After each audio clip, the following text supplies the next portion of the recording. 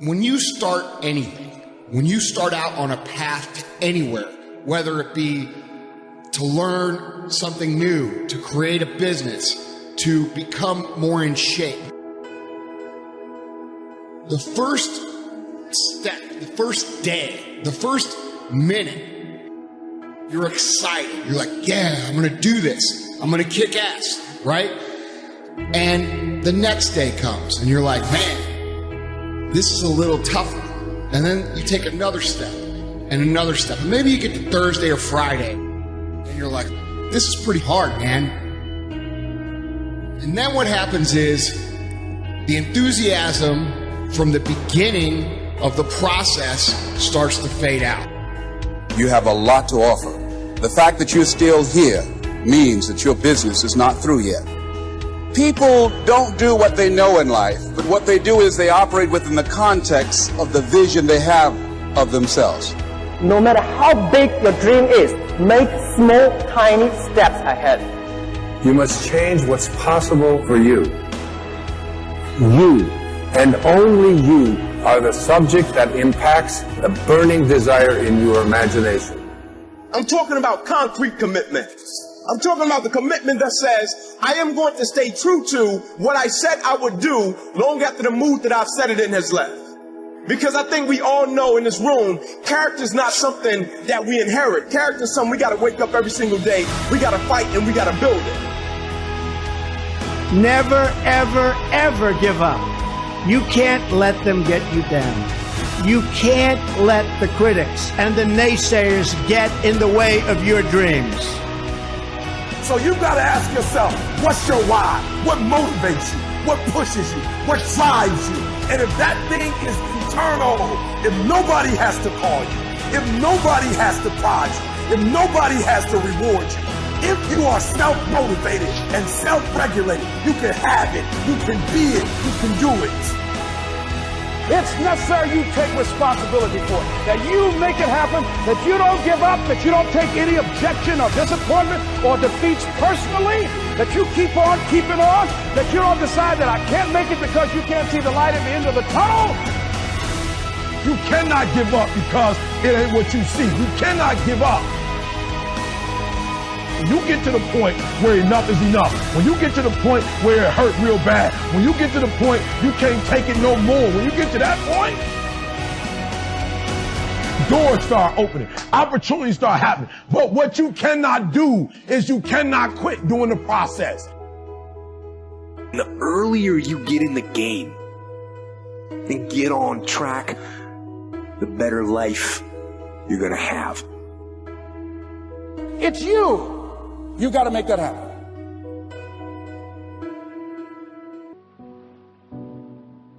The first step before anybody else in the world believes it is you have to believe it.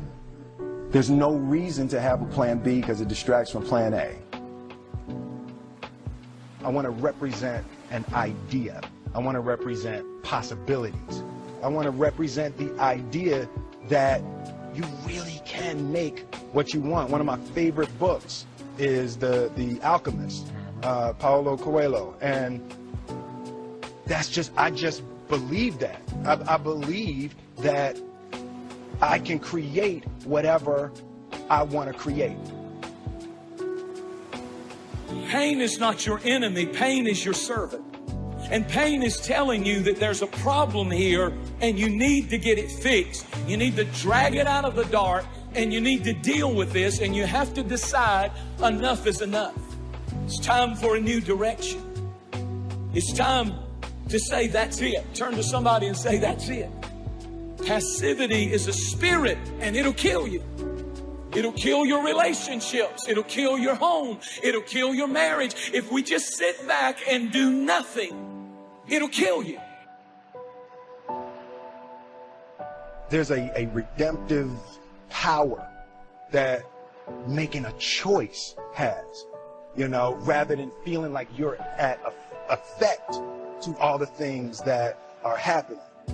Make a choice. Like, you just decide what it's going to be, who you're going to be, how you're going to do it. Just decide. And then from that point, the universe is going to get out your way. Most people dabble in a million things, they master nothing, and they wonder why they're unfulfilled. In people's lives, there's only maybe half dozen, 7, 8 categories that really matter. Most people, you know, they major in minor things. They focus on stuff that doesn't matter. They know more about this celebrity going in and out of rehab than they do about their own personal development. So if I had no other message to offer your viewers, and you let me give it to them right now, I'll tell you what I believe. I believe our lives are controlled by one force. Your brain is divided into 2 halves. Each half of your brain has millions of factory workers on each side. At the forefront of each one of those factories is a forming positive, and you got forming negative. You're the boss of the factory. You wake up in the morning and you say, man, I don't feel myself today. Forming negative hears that. He said, hey, the boss just woke up and said he's having a bad day today. Let's get to work. And your day starts tumbling into what you ordered. You could wake up in the morning and you say, you know what? Today is going to be a great day today. Man, thank you, Lord, for waking me up this morning.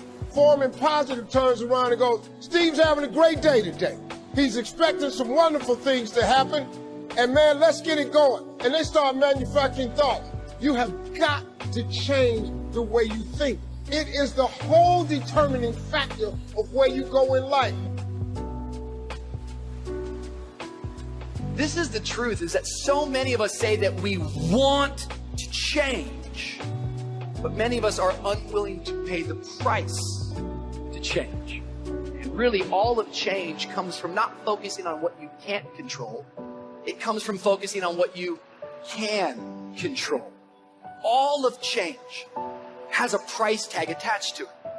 That today, each and every one of us, we have to count the cost. Do we actually want to change? Are we willing to pay the price for change? Winter comes after fall. Night comes after day. Difficulty follows opportunity. Recession always comes after expansion.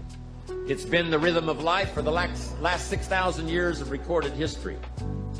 So the winters are going to come. The winter of sickness, the winter of disappointment, the winter of devastation, social winters, economic winters, personal winters when your heart is smashed in 1,000 pieces and the nights are unusually long. It's simply called wintertime. But the winters are inevitable. So it has been for the last 6,500 years recorded history. You say, well, Mr. Rohn, what can I do about the winters of life? The most important decision you can make above any on the face of the earth is deciding that no matter what happens in your life, no matter what happens, you're going to live in a beautiful state. Life is short. We don't know how short it's going to be. But if you only had a week to live, I bet you wouldn't allow yourself to suffer over a little crap that makes you crazy normally. I think you would probably spend time with those you love. You would do what you love. You'd take on a sunset. You'd smell the air. You would take in everything in those final moments that you possibly do. So my thing is, why wait? Right. Why wait? Why not just decide that if I start to suffer, I know the solution, because suffering is me obsessing about me. You might say, it's not me, I'm worried about my kids because they're not doing well. No, you're worried that you haven't done enough for your kids. It's about you still, right? Yes. You know, you're worried about what was done or what you should have done or what shouldn't have done. And you can end that in an instant by becoming aware of it and saying, I have made the most important decision of all. Right. I'm going to live in a beautiful state. You know, there are many influences on us. One is the influence of the past. Some people are always pulled back by the past. Some people are always pulled aside by the distractions. But here's what's powerful. If you have a list of high purpose in your life, it pulls you toward the future. And the more powerful the purpose is, the stronger it pulls. And here's the other great advantage if you have purpose for the future. It pulls you through all kinds of challenges and all kinds of difficulties. If you don't have these strong purposes for the future, it's easy to get swallowed by a bad day. It's easy to be almost annihilated by a poor month. And it's easy sometimes to almost disappear beneath the waves of a year that goes backwards if you don't have something to pull you beyond that year. So if you want something to pull you through all kinds of challenges, all kinds of difficulties, and things that come at you, you got to have something on out there, beyond today, beyond next week, beyond next month, beyond this year, that pulls you into the future. And the clearer it is, the stronger it pulls. The more dynamic it is, the more it affects your life, your spirit, your heart, your soul. It also creates imagination. It gets your mind working on how to achieve that purpose. And if your mind will work, and if your heart works, and if your spirit works, and if you have good input, like good ideas, I'm telling you, there isn't anything you can't accomplish. Until you're willing to bleed to make your dream become a reality, your dream will be just that, a dream. See, so many people talk and talk and talk, but very few walk and walk and walk and turn their walk into a jog and their jog into a sprint, which is okay. But the problem is, they resent those of us who made the choice to put ourselves in position to hoist the banners. They resent those of us who made the choice to keep pushing, even when our skin got a little moist, because we understood that that moisture, aka sweat, would eventually build, and all of that sweat equity would allow us to never sweat or worry about struggle. That sweat equity would allow us to never sweat, worry, or stress, because winners like us chose to bury all of our fears. Winners like us chose to bury all of our doubts, all of our indiscretions, and we took all of our life lessons and refurbished, repackaged, recreated, and reused all of the pain, all of the hurt, all of the failure, all of the setbacks, and turned them into get backs. And that's why we continuously get back up